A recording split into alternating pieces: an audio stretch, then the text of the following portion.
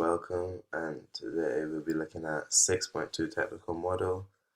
We'll be looking at the fundamentals of a rebound, and we'll be looking at technique called boxing out, which includes what it is, how effective it is, and how to do it, and how does it help the team. Now, rebounding is something that can change a game, it can influence a game, and when you rebound, you can get second chance opportunities and also stop the other team from getting second chance opportunities. So it can help your team very much. Um, as I just said, it stops the opposition from rebounding. It creates a space for your team to rebound. So if you box out someone, it allows your other teammate, as you can see in the bottom, to get a rebound if he's not boxing out anyone else. Um, it also prevents second chance opportunities and creates second chance opportunities. Now, starting out with how to box out.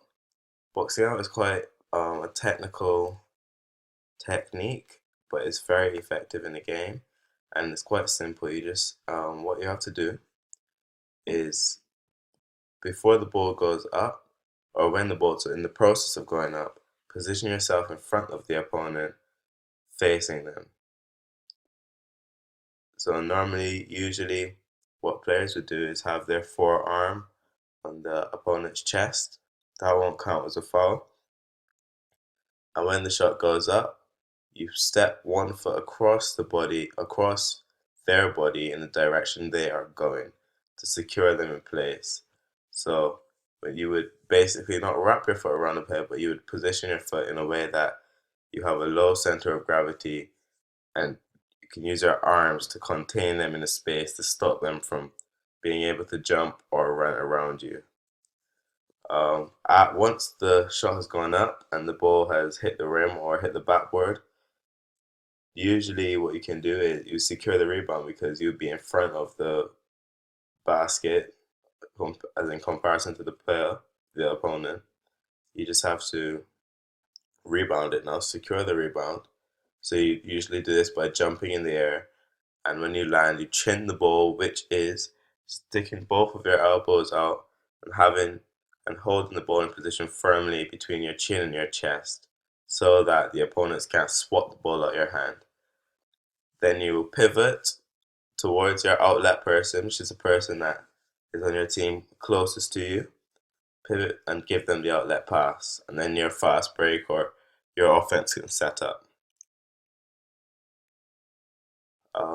We analyzed me, an inexperienced performer, against a professional player, and we'll just break it down to see what the difference is between the two. So we use Blake Griffin as our professional player, and then me as our inexperienced player. I'll just play this.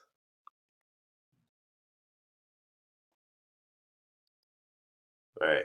Now I can already pick out a couple things that are wrong with that, but let's just look at the professional player.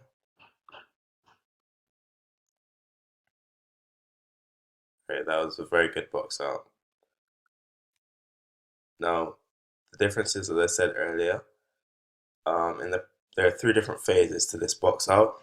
The preparation, which is when you stand facing in front of the player. The execution is when you stop the player from moving and secure the rebound. And then the recovery is when you chin the ball, pivot, and give an outlet pass. So as you can see, in the preparation phase, if you look at both of the players, you can tell that they are both facing their opponents with their forearms out. So that is fine on both ends, for both the inexperienced and the professional player. In the execution phase, we have similar positioning. Both of our center of gravity is low. We have our foot wrapped around containing the opponent. And we're both looking at the ball at the right angle at the basket. Now, what I didn't get for this recovery bit is the jump. So when the ball came off the backboard, he jumped for the ball. And the professional player jumped for the ball, but I didn't jump for the ball. I just went for the rebound one time. Now, the reason this may be bad is because if there are other players and they jump, they're more likely to get it because if I got it, it would be too low to the ground. Other players are more likely to jump and get that ball before me. Not the guy that I'm boxing out, but someone else. So that's one thing I definitely need to improve. Also in this recovery phase, when I landed or when I caught the ball, I didn't chin the ball appropriately. Now if you look at the picture of the professional player, he has both elbows out, the ball about just above his chest, and he's ready to pivot and give the outlet pass. My ball is below my chest, closer to my waist, which is easy to swat out, as you can see. The video captures it quite well. It's very low to the ground, and an opponent can easily slap that or swat that out of my hand. So that's one thing I definitely would need to improve as well. Um, Finally, I'm just gonna see how my box out was in comparison and what I need to work on.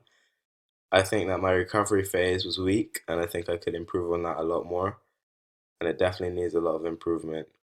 I would rate it 4 out of 5 basketballs. Thank you for listening. This is my 6.2 technical model. Tune in soon.